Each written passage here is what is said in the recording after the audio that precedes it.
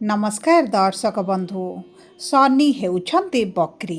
एही जुलाई मास 27 तारिखरु डिसेम्बर मास 11 तारिख पर्यंत शनि रहिबे बक्री स्थिति रे। आपणक उपरे शनिकर बक्री चलन प्रभाव कि प्रकार रहिबो, केउ क्षेत्र रे हेबे आपण भाग्यशाली एवं केउ क्षेत्र रे हेबाकु जाउछन्ति हटहटा, केउ क्षेत्र रे रहिबाकु पड़िबो आपणकु सतर्क एही भिडियो रे आगकु जणाइबी। एही बक्री चलन आपणक पाद तळु माटी मध्य खसाई देबो एवं मीन राशि हेले मध्य आपणकर केउ गोटिए नक्षत्रर व्यक्ति विशेष मानकु मिलिबो राजयोग एवं केउ नक्षत्रर व्यक्तिंक जीवन हेब नर्क ताहा मध्य आपणकु आगकु विस्तृत भावरे जणाइबी। देखंतु शनिक एही बक्री हेबाटी आपणक पई समस्या ना समाधान रहिबो एवं केउ भूल गुड़िक आपण न करिबा अत्यंत जरूरी ताहा मध्य आपणकु आगकु जणाइबी। तेबे विलंब न करी आसंतु कार्यक्रमटी को आगकु बढ़ाइबा एवं जानिबा शनिकर एही बक्री चलन जुलाई मास 27 तारिख ठारू कि प्रकार प्रभाव पकाइबा पई जाउछि।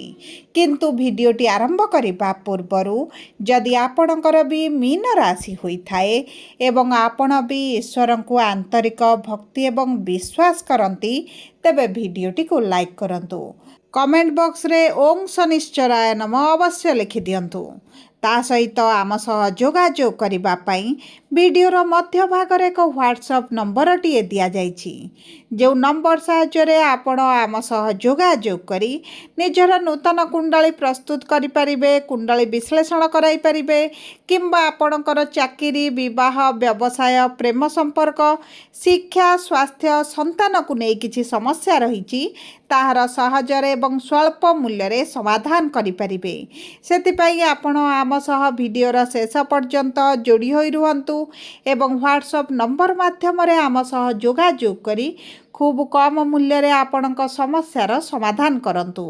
एबे आसंतु कार्यक्रमटी को आगकु बढ़ाइबा एवं आपणक नक्षत्र अनुଯାୟୀ आपणक जीवन रे की प्रकार प्रभाव पड़िबो, विशेष भाव रे आपण भाग्यशाली रहिबे किंबा आपणक जीवन रे किछि क्षेत्र रे नर्क भଳି परिस्थिति भोग करिवे ताहा मध्य आगकु जानिबा।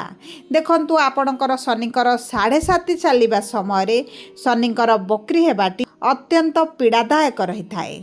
किंतु सर्वप्रथम जानिबा पूर्व भाद्रपद मीन राशि 25/12 मीन राशि व्यक्ति विशेष मानकर देवगुरु बृहस्पति हेउछंती नक्षत्राधिपति विराजमान करिछंती आपणकर पंचम भाव रे।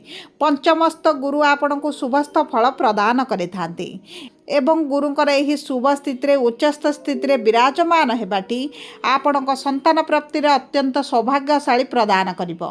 दीर्घ दिन रु जदि संतान प्राप्ति रे समस्या रहिथिला किंबा आपणकर संतान थिबा सत्ते मध्ये आपण संतान सुखरु वंचित रहिचंती, आपणक संतान आपणक ठारू कोनोसी ना कोनोसी कारणवशत दूरता बनैबा आरंभ करिचंती, सेही सब क्षेत्र रे भाग्य आपणकर साथ देबो। विद्यार्थी मानकु शिक्षा क्षेत्र रे उच्च कोटिर सफलता प्राप्ति हेबो। जदि आपण शिक्षा प्राप्ति पई विदेश ग्रस्त करिबा पई चाहुतिले किंबा घर ठारू बाहर रही आपण शिक्षा प्राप्ति करिबा पई चाहुतिले सेही सब क्षेत्र रे शुभ फल प्राप्ति हेबो।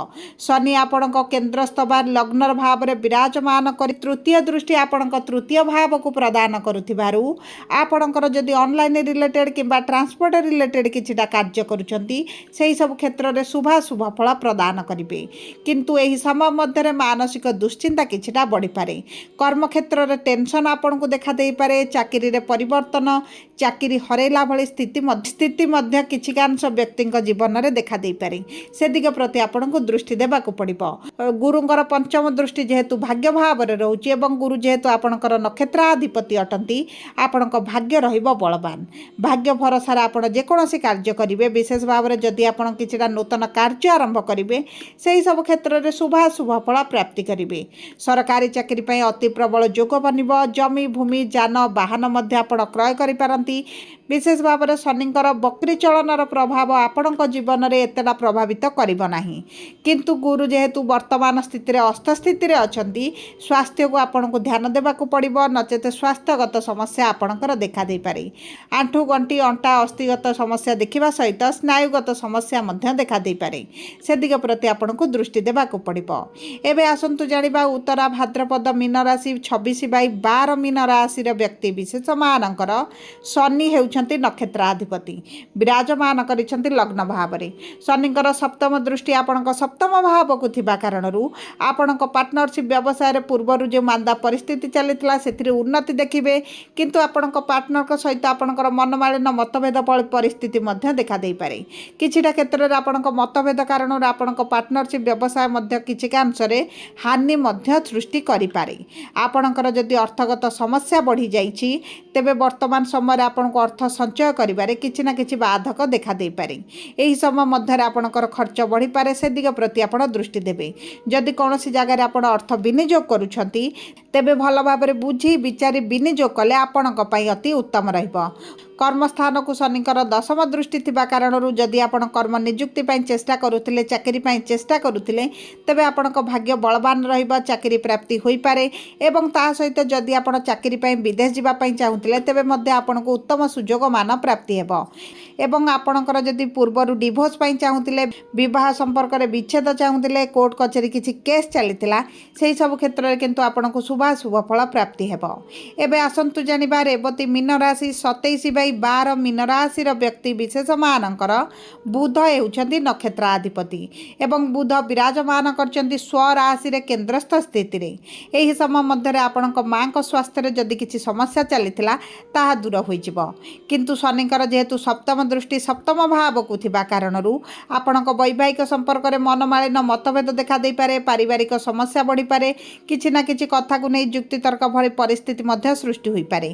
कर्म क्षेत्र रे शत्रु वृद्धि घटी पारंती, किछिटा मित्र मध्य आपणक ठारू कटि जाई पारंती एवं आपणकर जदि पूर्वरु ऑनलाइन रिलेटेड किछि कार्य करूथिले, सोशल मीडिया रे थिले किंबा आपण आईटी एआई फील्ड रे अछंती तेबे आपणकर टिके चिंता बढ़ी पारे। एही क्षेत्र रे आपणको विशेष भाव रे ध्यान देबाकू पड़िबो। राहु जेहेतु आपणकर द्वादश भाव रे विराजमान होइछन्ते एवं शनि बक्री होई आपणकर द्वादश भाव को प्रभावित करिवे, आपणकर मेडिकल रे किछिटा अर्थ खर्च होई पारे। तेणु करी एही दिग प्रति आपण ध्यान देबे, आपणक खर्च को नियंत्रण करिवे। जदि पूर्वरु विदेश यात्रा तीर्थ यात्रा करिवा पई चाहुथिले तेबे मध्ये किछिटा समस्या देखि पारंती, विलंब मध्ये आपण देखि पारंती। किंतु आपणकर शत्रु माने नाश जिबा सहित जेहेतु षष्ठ भाव रे केतु विराजमान होइछन्ती, आपणकर जदि लोन पई अप्लाई करूछन्ती, किछि फंड चाहुछन्ती तेबे सेही सब क्षेत्र रे मध्ये आपण विलंब देखि पारंती। किछि ना किछि छोट बड़ समस्या आपणकर आसी पारे, किंतु आपणकर किछिटा अचानक धन लाभ होई पारे। सरकारी स्तर रे हेउ किंबा आपणकर अर्थ जदि केउटी फसिकी रहितला सेही सब स्तर रु मध्ये आपणको अर्थ प्राप्ति होई जिवो। एवं सबुठारु बड़ कथा हेउची शनि जेहेतु लग्न भाव रे अछंती, मानसिक दुश्चिंता आपणकर बढ़ी पारे। बीपी डायबिटीज कोलेस्ट्रोल उपरे ध्यान देबाकू पड़िबो। भाग्याधिपति आपणक तृतीय भाव रे थिबारु आपणकर छोट भाई भौणी सहित मध्ये किछिटा समस्या देखा दे पारे।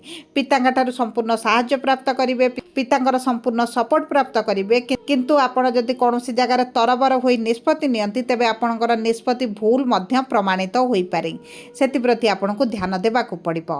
एबे आसंतु जानिबा कोन रहिछि प्रतिकार, जहा आपणकर शनिकर शुभाशुभ फल को वृद्धि करिबा एवं अशुभत्व को दूर करिबारे सहाय्य करिबो। प्रत्येक दिन गुरुंकर बीज मंत्र 108 थर पाठ करंतु। ता सहित हनुमान चालीसा पाठ करने सहित प्रत्येक मंगलवार शनिवार दिन हनुमान मंदिर में चमेली तेल अर्पण करने सहित सिंदूर अर्पण करूँ। दिन को 2 थर आप हनुमान चालीसा पाठ करने आपण अत्यंत जरूरी रही। छोट छोट पक्षी मान खाद्य दान करने सहित प्रभु गणेश पाखरे दुब घास और लड्डू अर्पण करूँ। आपण अत्यंत शुभदायक रदि आपणकर मीन राशि होता है वीडियोटी किभली लगिला कमेंट बॉक्स रे लिखि जणातु। जदि आपणक प्रियजनकर मीन राशि होता है वीडियोटी तांको सहित शेयर करंतु। धन्यवाद।